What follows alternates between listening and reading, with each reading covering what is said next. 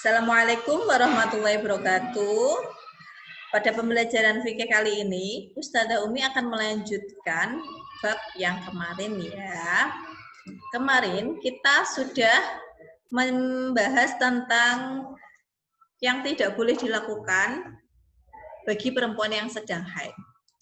Nah, kali ini adalah hal-hal yang diperbolehkan bagi wanita yang sedang haid. Yang pertama adalah diperbolehkan zikir kepada Allah. Perempuan yang sedang haid itu diperbolehkan zikir kepada Allah. Tidak ada larangan, baik di dalam Al-Quran maupun hadis, tentang zikir kepada Allah.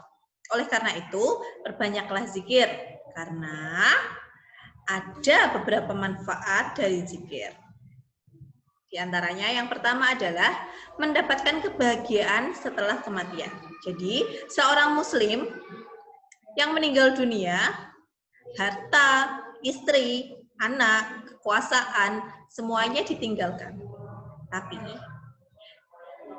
yang akan bersama kita adalah amal kita. Nah, salah satunya adalah amal zikir yang memberikan manfaat yang luar biasa ketika setelah kematian. Selanjutnya adalah senantiasa diingat oleh Allah.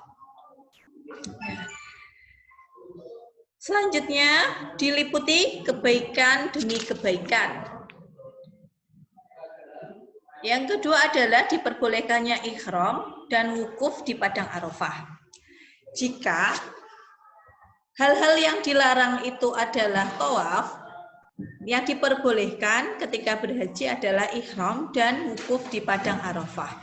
Perempuan yang sedang haid diperbolehkan melakukan ihram dan wukuf di padang Arafah dan seluruh ibadah haji dan umroh kecuali tawaf. Tidak halal bagi wanita haid kecuali setelah suci dan mandi untuk melaksanakan tawaf. Jadi semua ibadah, semua amalan yang ada ketika haji dan umroh itu boleh dilakukan kecuali tawaf saja. Selanjutnya adalah diperbolehkan berdoa kepada Allah. Lanjut, diperbolehkan belajar ilmu agama. Perempuan yang sedang haid itu boleh belajar ilmu agama, walaupun ilmu itu berada di ayat-ayat Al-Quran, buku fikih, buku akidah, dan sebagainya.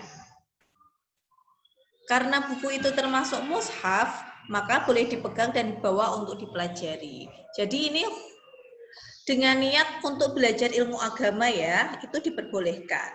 Selanjutnya diperbolehkan mendengarkan ceramah atau bacaan Al-Quran.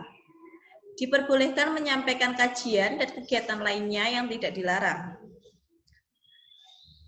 Diperbolehkan menyentuh ponsel atau tablet yang ada konten Al-Qur'annya. Nah, di dalam ponsel dan tablet kan kadang kan ada Al-Qur'an digitalnya. Terus mungkin ada beberapa yang menyimpan aplikasi tentang hadis, terus aplikasi tentang pokoknya semuanya yang berbau-bau tentang Al-Qur'an. Nah, itu diperbolehkan. Diperbolehkan makan dan minum bersama wanita yang sedang haid. Ya. Jadi wanita yang sedang haid itu boleh diajak makan bersama. Kita makan bersama mereka itu boleh, tidak ada larangan untuk makan dan minum bersama wanita yang sedang haid. Itu adalah hal-hal yang diperbolehkan ketika seorang wanita sedang haid. Kemudian adalah tata cara mandi wajib setelah haid. Yang pertama adalah rukun mandi wajib. Rukun mandi wajib itu yang harus dilakukan pertama kali itu adalah niat.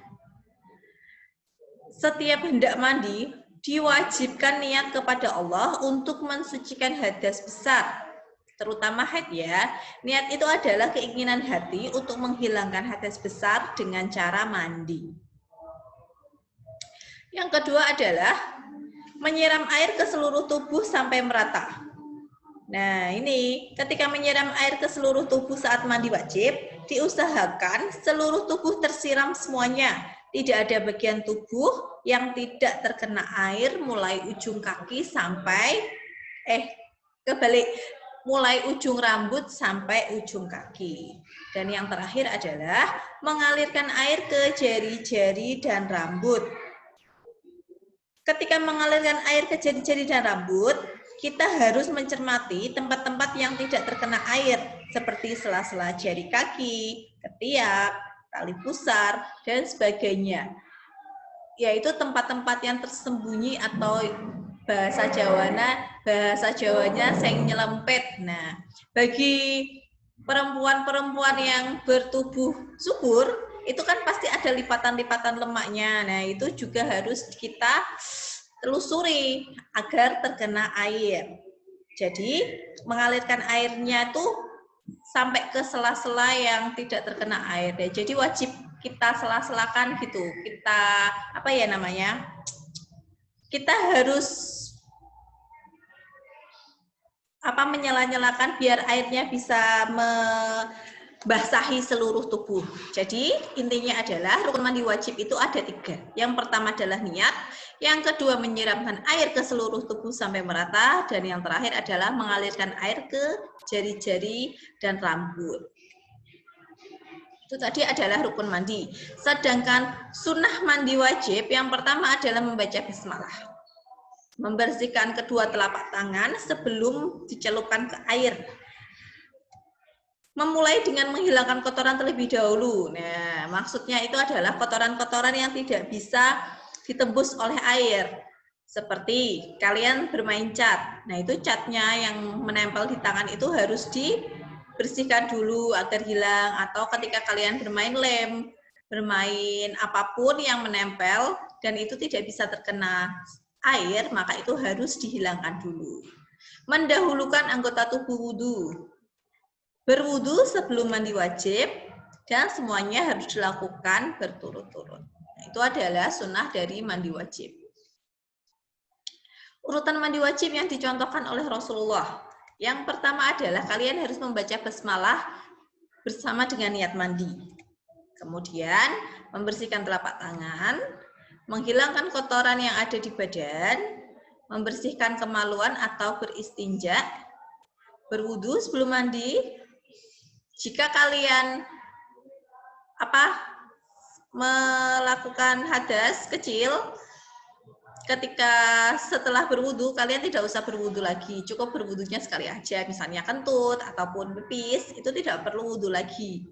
Terus mencelupkan kedua tangan ke dalam air, dan siramkan air ke akar-akar kepala rambut.